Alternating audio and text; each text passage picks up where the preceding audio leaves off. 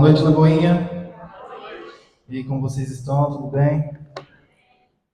Antes de eu estar dando início na palavra, eu gostaria de compartilhar com os irmãos, alguma experiência que a gente teve ontem, assim como o nosso irmão Riguini falou, ontem a gente se reuniu na casa do nosso pastor, e ali a gente se reuniu com o intuito de falar um pouco a respeito da palavra de Deus, do porquê dos motivos da qual nós pregamos, como deve ser a postura de um pregador, a maneira, aprender um pouco mais daquilo que constantemente a gente já faz. E a gente sentou numa roda de conversa ali com o pessoal que já prega, os futuros pregadores.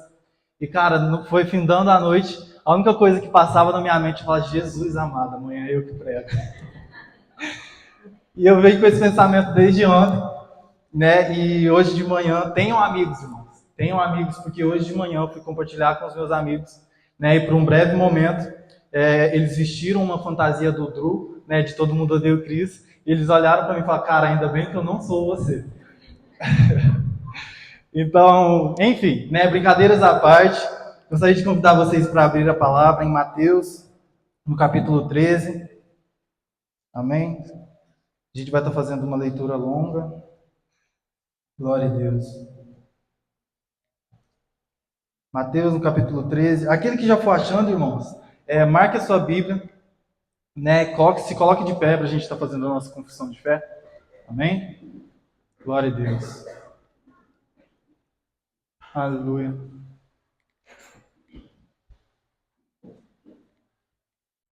Mateus 13, todo mundo marque suas Bíblias. Amém? Levante a sua Bíblia o mais alto que você puder, meus irmãos, amém? Repita essa noite. Essa é a minha Bíblia. Eu sou o que ela diz que eu sou. Eu tenho o que ela diz que eu tenho. E eu posso fazer o que ela diz que eu posso fazer. Hoje eu serei tocado pela palavra de Deus. Eu audaciosamente confesso que a minha mente está alerta e que o meu coração está receptivo e que estou pronto para receber da incorruptível, indestrutível e sempre viva semente da palavra de Deus. E eu nunca mais serei o mesmo. Nunca, nunca, nunca. Em nome de Jesus. Amém. Quero convidar você a abraçar a sua Bíblia essa noite, amém? Para que possamos fazer uma oração. Senhor Jesus, Pai, nós te damos graças, Senhor Jesus, por estar diante da Tua presença essa noite. E, Senhor Jesus, mais uma vez nós glorificamos a Ti, ó Pai, porque estaremos, ó Pai, com o privilégio de ouvir a Tua palavra essa noite. Espírito Santo de Deus, eu clamo para que a glória e a graça do Senhor inunde essa igreja essa noite, ó Pai, e que de mesmo modo eu também seja inundado, ó Pai, pela graça e glória do Senhor. E, Senhor Jesus, que tudo que for dito aqui essa noite, ó Pai, não venha ser para a vanglória do homem, Senhor Jesus, ou para que o sábio seja honrado diante dos homens, Senhor Jesus, mas que o nome do Senhor venha ser glorificado essa noite, ó Pai. Senhor Jesus, que a minha vida, as minhas falhas não sejam, Pai, não sirvam como impedimento ou pedra de tropeço para a vida dos Teus filhos, ó Pai, mas para que possamos ter o nosso coração aberto pelo Espírito Santo do Senhor, ó Pai, para receber da palavra da qual o Senhor tem nos preparado essa noite. Pai, em nome de Jesus, que possamos ouvir, entender, guardar, compreender e praticar a Tua palavra, Pai.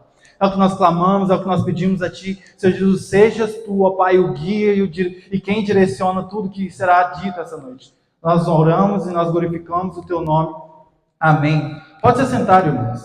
A gente vai estar fazendo uma leitura longa. Eu só convido você a realmente poder ler, prestar atenção e acompanhar comigo os versículos que nós estaremos lendo, que será do versículo 1 até o 23. Amém? Naquele mesmo dia, Jesus saiu de casa e se assentou à beira do mar.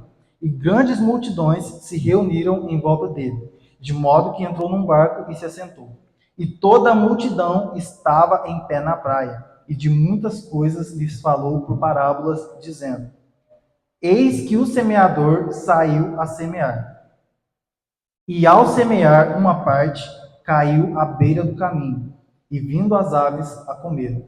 Outra parte caiu em solo rochoso, onde a terra era pouca, e logo nasceu, visto que não era profunda a terra, saindo, porém, o sol a queimou, e porque não tinha raiz, secou-se. Outra parte caiu entre os espinhos, e os espinhos cresceram e a sufocaram. Outra, enfim, caiu em boa terra, e deu fruto a 100, a 60 e a 30 por um. Quem tem ouvidos para ouvir, que ouça. Então os discípulos se aproximaram de Jesus e lhe perguntaram: por que o Senhor fala com eles por meio de parábolas? Ao que Jesus respondeu: porque a vocês é dado conhecer os mistérios do reino dos céus, mas àqueles isso não é concedido. Pois ao que tem, mais será dado e terá em abundância, mas ao que não tem, até o que tem lhe será tirado. Por isso, falo com eles por meio de parábolas, porque vendo não veem, ouvindo não ouvem, nem entendem. Assim, neles se cumpre a profecia de Isaías. Ouvindo vocês ouvirão, de modo nenhum entenderão. Vendo vocês verão, e de modo nenhum perceberão, porque o coração deste povo está endurecido. Ouviram com os ouvidos tapados e fecharam os olhos, para não acontecer que vejam com os olhos, ouçam com os ouvidos, entendam com o coração, se convertam e sejam por mim curados. Mas bem-aventurados, porém, são os olhos de vocês, porque vocês veem. Bem-aventuranças são os ouvidos de vocês, porque ouvem. Pois em verdade lhes digo que muitos profetas e justos desejaram ver o que vocês estão vendo, mas não viram. E quiseram ouvir o que vocês estão ouvindo, mas não ouviram. Ouçam, portanto, o que significa a parábola do semeador. A todos os que ouvem a palavra do reino e não compreendem, vem o maligno e arrebata o que lhe foi semeado no coração. Este é o que foi semeado à beira do caminho. O que foi semeado em solo rochoso é o que ouve a palavra e logo a recebe com alegria, mas ele não tem raiz em si mesmo, sendo de pouca duração. Quando chega a angústia ou a perseguição por causa da palavra, logo se escandaliza. O que foi semeado entre os espinhos é o que ouve a palavra, porém as preocupações desse mundo e a fascinação das riquezas sufocam a palavra e ela fica infrutífera. Mas o que foi semeado em boa terra é o que ouve a palavra e a compreende. Este frutificará e produz a 100, a 60 e a 30 por um. Até aí, meus irmãos. Ao ler essa palavra, eu realmente me atentei e eu tentei entender aquilo que o Senhor ele queria dizer e o que ele vem dizer acerca dessa passagem.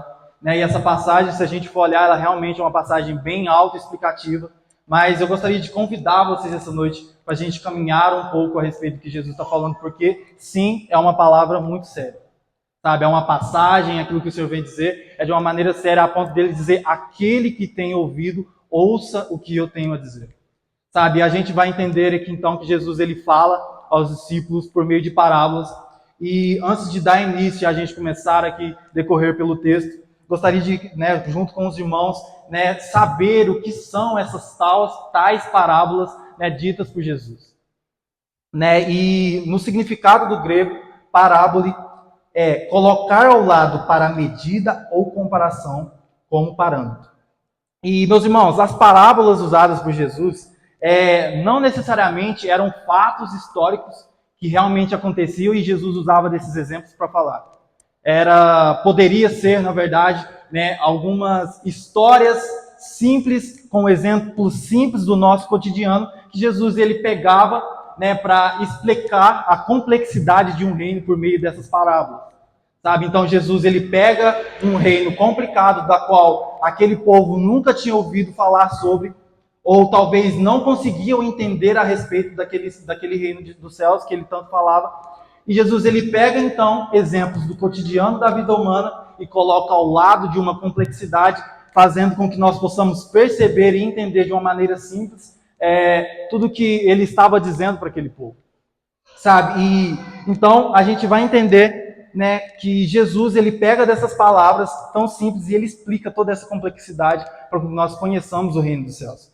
Sabe? E a gente vai ver em Mateus, no capítulo 13, pulando um pouco mais aquilo que a gente leu lá no versículo 34 e 35, Jesus disse todas essas coisas às multidões em parábolas, e sem parábolas nada lhe dizia. Isso aconteceu para se cumprir o que foi dito por meio do profeta: abrirei a minha boca em parábolas, publicarei coisas ocultas desde a criação do mundo.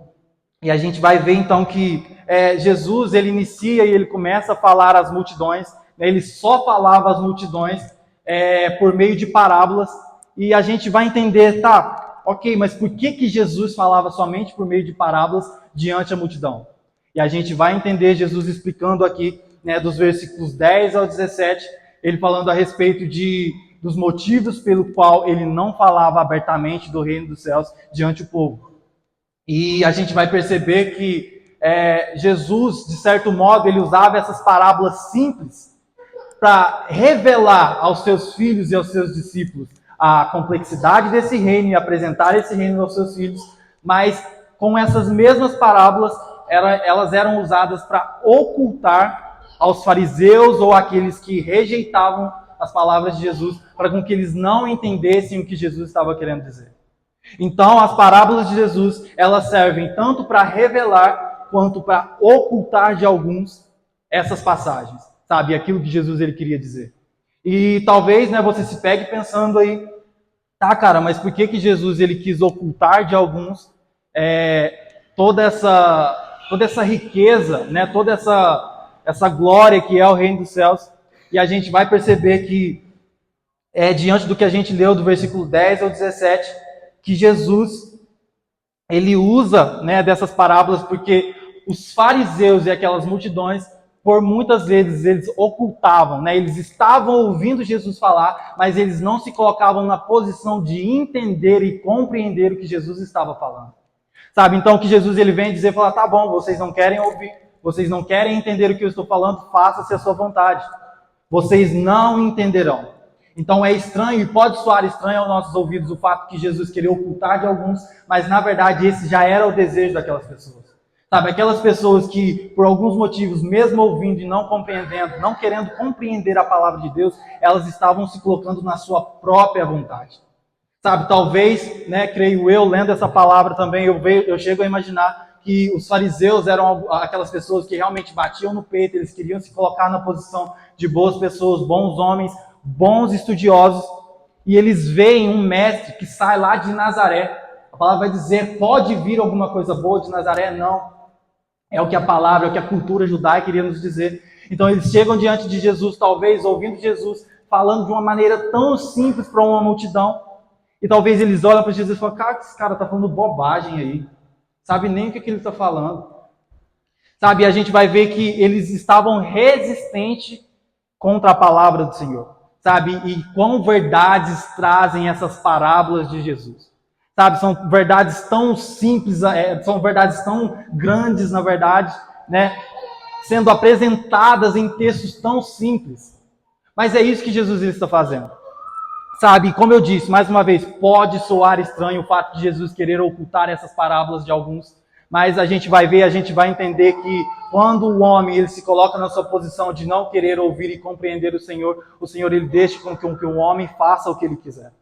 Sabe, e Deus, ele pode chegar a ponto de endurecer o coração do homem. A gente vai ver, a gente tem como exemplo Faraó. A palavra vai nos dizer, Faraó no tempo de Moisés, que Moisés ele chega diante de Faraó e ele tenta apresentar várias opções para Faraó liberasse, deixasse o povo de Israel, né, seguir viagem, mas Faraó é resistente, ele endurece o seu coração com relação às opções a qual Moisés dava a ele, e ele decide não deixar o povo, e ele decide endurecer o seu coração para com Deus. E o que a palavra vai nos dizer é que Deus, ele realmente olha para Faraó e ele fala, tá bom, seja o seu coração endurecido. E soa estranho, mais uma vez, a gente querer imaginar, cara, como que Deus endurece o coração do homem? Deus não é amor? Na verdade, irmãos, Deus ele permite que o coração do homem, em sua maldade, em sua dureza, se afunde nessa vontade quando ele não se atenta àquilo que é os planos dele para nós. Sabe, Deus ele entrega você, né? Isso vai dizer lá em Romanos, no capítulo 1, no versículo 24, Deus diz, a palavra, na verdade Paulo diz ali que Deus ele entregou o homem às suas paixões. Sabe, então se você com sua maldade, nós com nossa maldade, na verdade, se nós olharmos para nós e a gente aceitar toda essa maldade que a gente vive, e a gente mesmo ouvindo a palavra de Deus, a gente deseja e a gente continua ainda tapando os nossos ouvidos as verdades da qual Deus nos diz e quer afundar a esse pecado, afundar as nossas maldades, Deus permitirá com que nós façamos essas coisas. Sabe? E quão temor essa passagem vai nos dizer. Irmão, quão juízo, não há, na verdade, juízo maior que é o de Deus deixar que nós vivamos segundo as nossas paixões. Que nós sejamos movidos pelas nossas fraquezas. Que o Senhor nos livre desse juízo.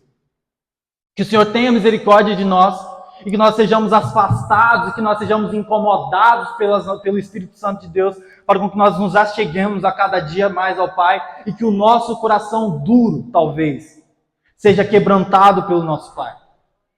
Amém? Glória a Deus. Então eu quero continuar com vocês. A gente vai perceber então que Deus, ele tapa os ouvidos ali dos fariseus, daquelas pessoas, e ele oculta essas palavras porque já era desejo do coração deles. Nosso Deus não é um Deus mau. Na verdade, ele é tão bom que ele deixa a gente viver na nossa maldade. Amém? Faz sentido, irmãos?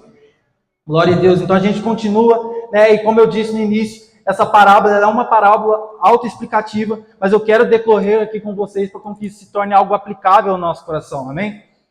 E a gente vai entender então, irmãos, já caindo aqui na palavra, logo no versículo 1, a passagem vai nos dizer, né, que há 3 coisas presentes nessa parábola que ela vai acontecer a todo momento, que estão presentes aqui: o semeador, a semente e o solo.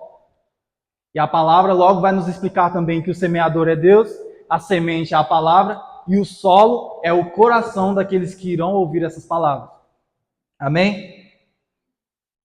E a parábola vai nos dizer também, irmãos, que o semeador, ele sai a semear as palavras, né, a esse solo. O semeador, ele sai com um único propósito, e o propósito dele é realmente semear. Então, independente de qual seja o solo, essa semente, essa palavra será lançada.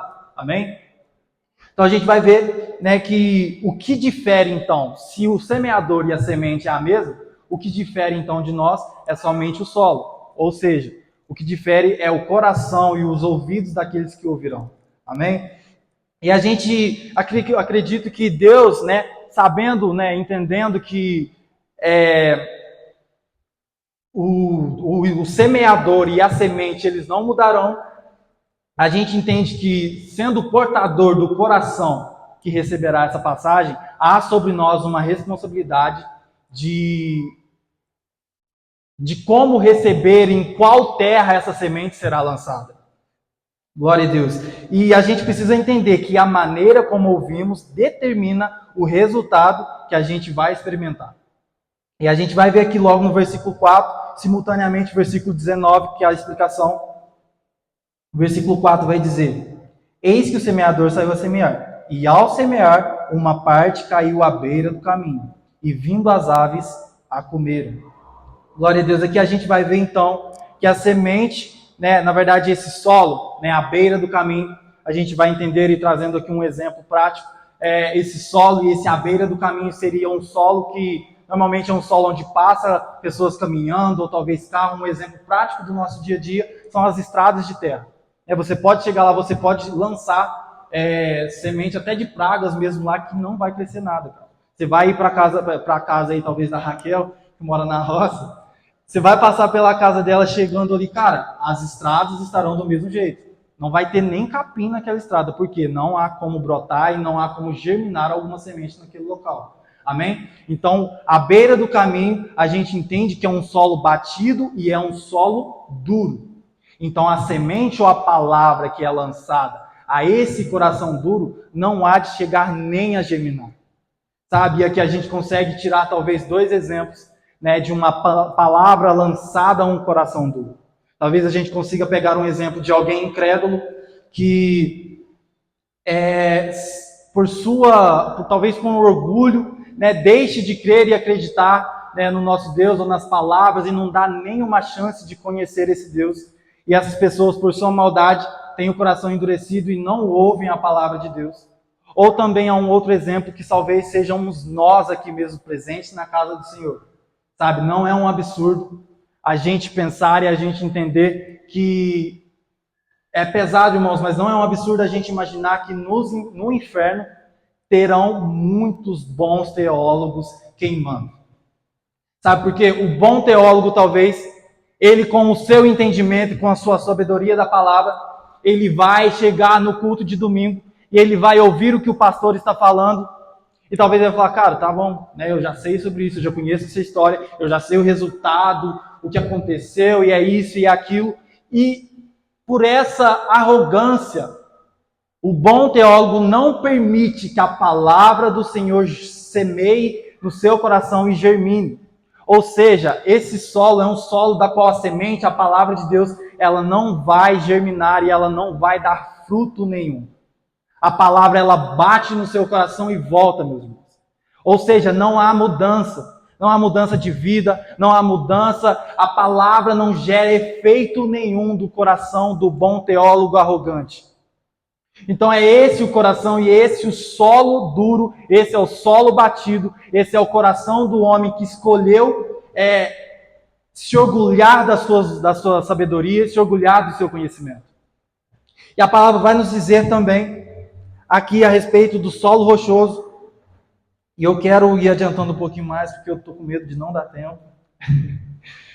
Então, enfim, a palavra vai nos dizer no versículo 5 e 6, e simultaneamente a explicação, versículo 20 e 21, a respeito do solo rochoso.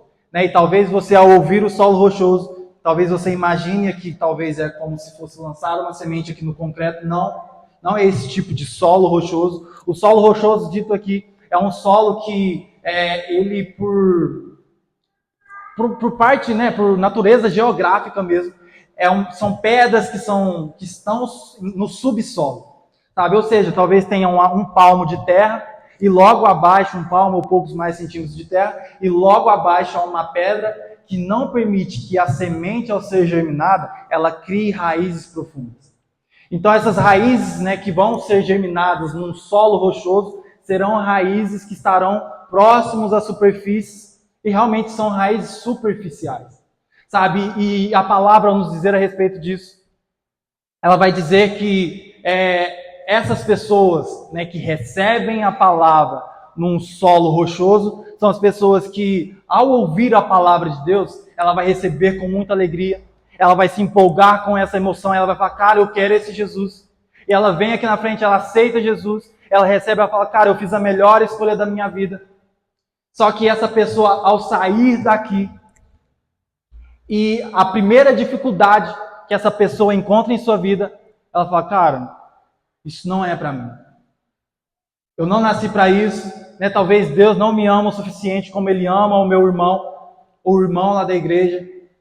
Então, são os tipos de pessoas, irmãos, que vai estar aqui na frente, E eu não sei se você, em algum momento da sua vida, você foi machucado na igreja, ou se você recebeu uma certa promessa a respeito de uma grandeza e sucesso no Evangelho, mas eu quero dizer para você, esqueça todas essas coisas.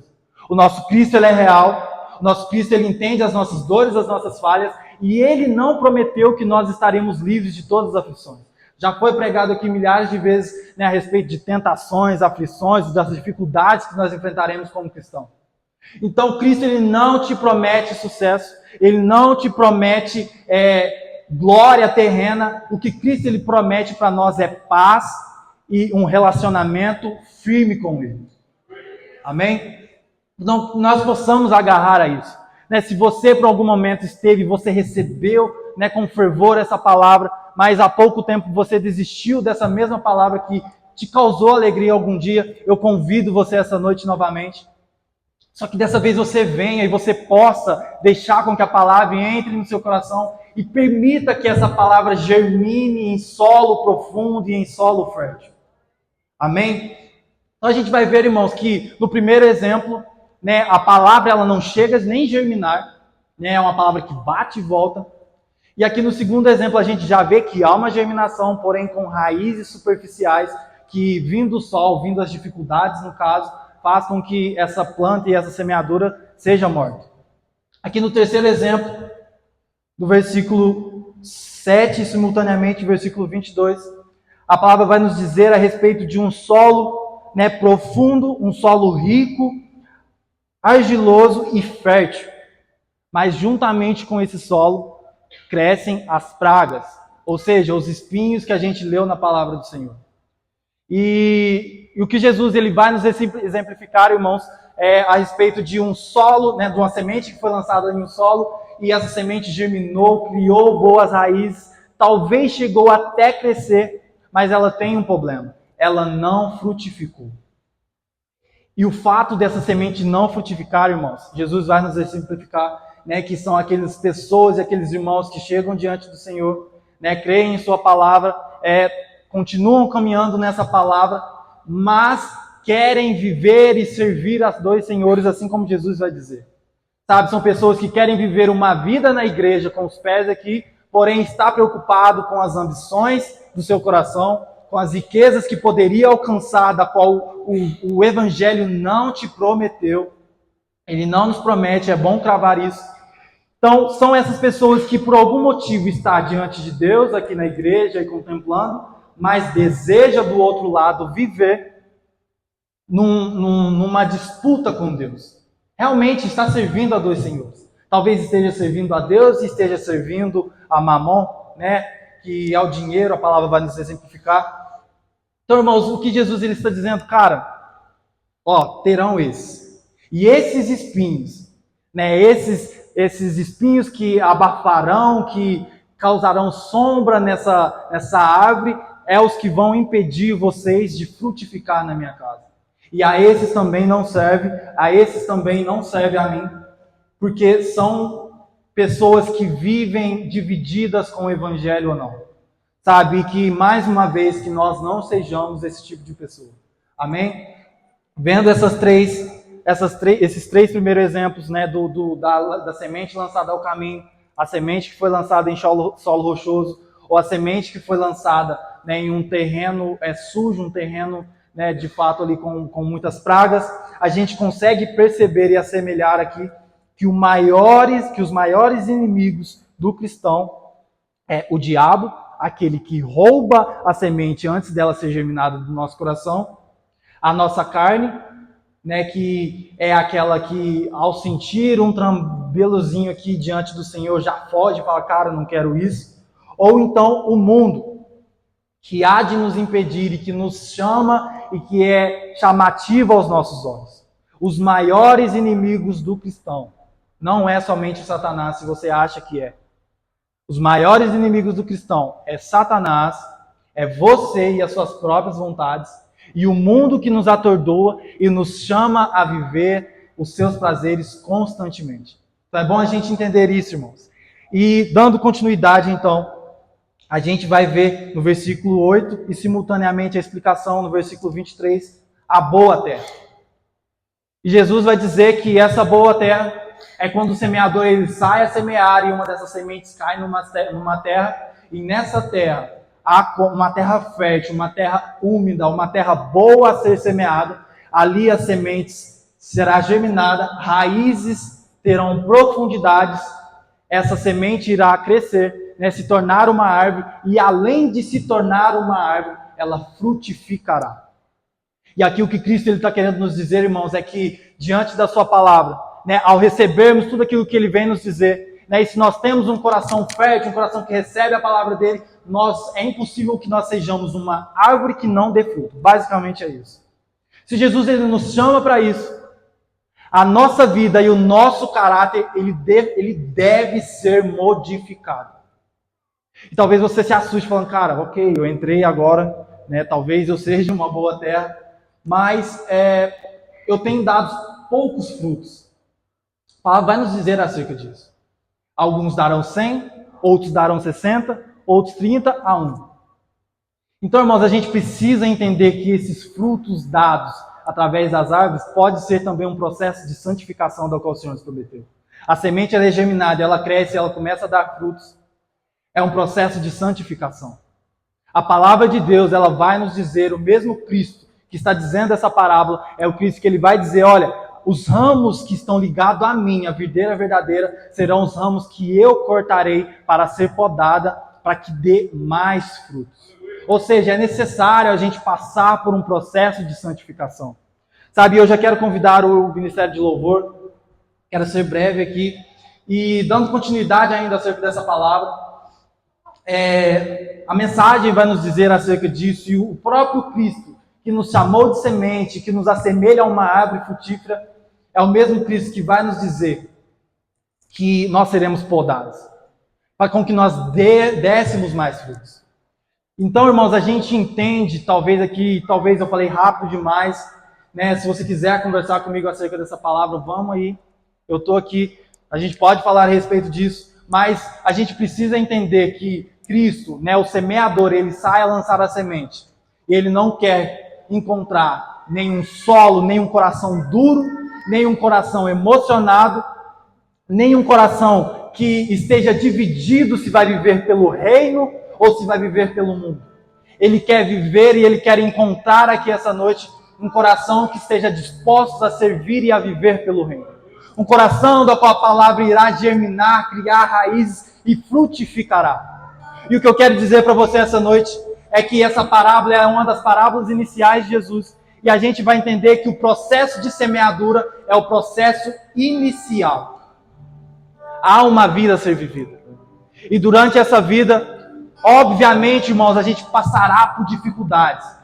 E talvez a gente encontrará também os nossos pecados, as nossas falhas, mas o Cristo que semeou na boa terra é o Cristo que há de podar essa mesma árvore, para com que essa árvore dê mais fruto. Que o Senhor Jesus encontre em nossos corações essa noite essa árvore, essa boa terra, que Ele há de semear e que possamos ser bons frutos e dar bons frutos ao Senhor. Amém? Gostaria de convidar você para se colocar de pé essa noite. Amém?